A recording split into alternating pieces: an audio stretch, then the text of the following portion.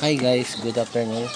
Ito pala yung aking mini automatic incubator guys, na pero yung automatic niya pang manual pa rin guys. May handle lang pababa pataas para ma-navigate yung ating egg tray. Ayan. Tapos binutasan ko lang yung rep. Ayan. Para ma-navigate natin yung ating handle. Ito po yung handle nya.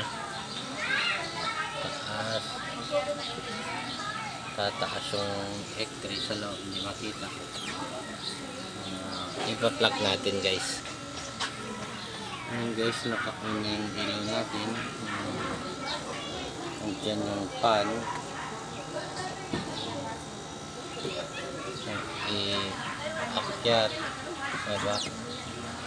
Para hindi na natin buksan yung ating rep. Yan. Yan guys.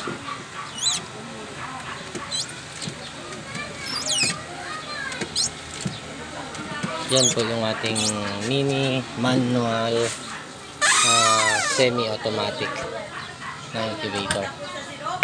Yan. May egg pala tayo dito, ang tubo.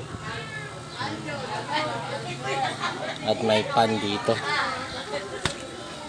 And guys, i-update ko lang kayo guys kung anong update dito sa ating pan, sa ating incubator.